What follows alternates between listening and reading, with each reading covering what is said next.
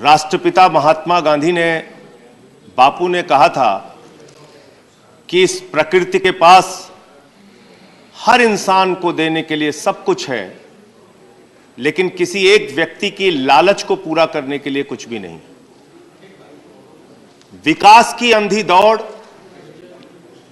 पूरे दुनिया में टेक्नोलॉजी के नाम पर ग्रीन गैस का उत्सर्जन आज बहुत सारी प्राकृतिक आपदाओं का कारण बन रहा है माननीय। और इसके भुक्तभोगी सिर्फ भारत देश ही नहीं है, यूरोप के देश, अमेरिका, दुनिया के तमाम अपने आप को कहने वाले विकसित देश,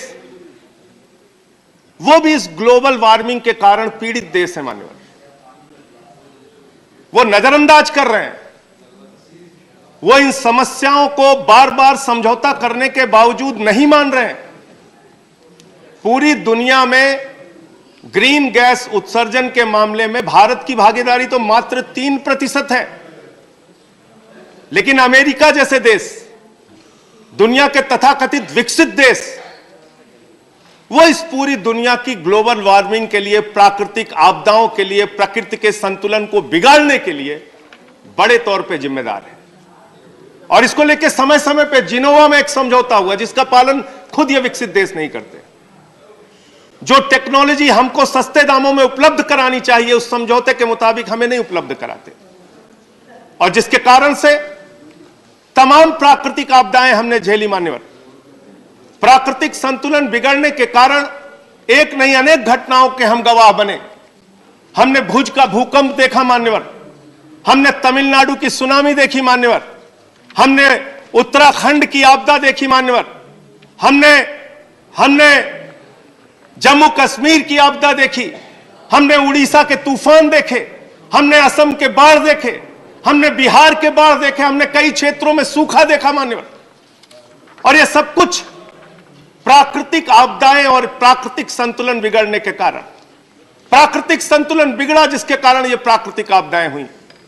लेकिन इसका समाधान समय समय पे हमारे नेताओं ने दिया मान्यवर। मुझे याद है, मैं अपने नेता आदरणीय रघु ठाकुर जी के साथ एक मुहिम उस समय देश के अंदर चली थी, जिसका हिस्सा बना था जब स्वर्गीय डॉक्टर राम मनोहर लोहिया के विचारों को लेकर अटल जी ने एक पहल की थी, नदी जोड़ो योजना की पहल मान्यवर।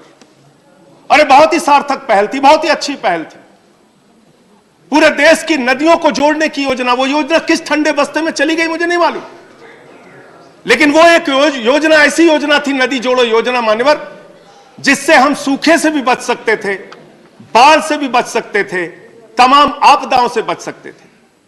आज सूखा और बाढ़ उसी प्रकार से हम लोगों के लिए हो गया है मान्यवर, जैसे गांव में किसी की गाय मरती है तो किसान दुखी होता है, रोता है, लेकिन गिद्ध खुश होता है, गिद्ध खुश होता है।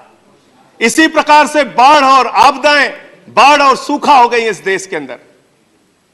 सत्ता के लोग, चंद अधिकारी, बाढ़ के नाम पर उनका उद्योग चल रहा है, सूखा के नाम पर उनका उद्योग चल रहा है। इन समस्याओं के अस्थायी समाधान के लिए कोई पहल नहीं की जाती। और कुछ आंकड़े हैं जो आपके सामने जरूर रखना चाहूंगा मान्यवर।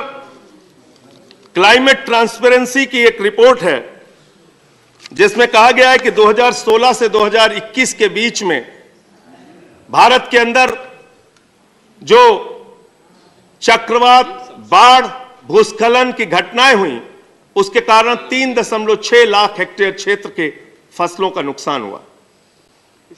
जलवायु परिवर्तन के चलते 20 साल में प्राकृतिक आपदाओं में 79.5 अरब डॉलर का आर्थिक नुकसान हुआ। क्लाइमेट इंडिया 2022 की रिपोर्ट है, इसमें कहा गया है कि भारत ने वर्ष 2022 में पहले 9 महीनों में 273 दिनों में से 241 दिनों में किसी न किसी देश के हिस्से में चरम मौसम बिगड़ने की घटनाओं को देखा है। यह 88% इसमें वृद्धि हुई है। 18 लाख हेक्टेयर फसल का क्षेत्र इससे प्रभावित हुआ है, बर्बाद हुआ है।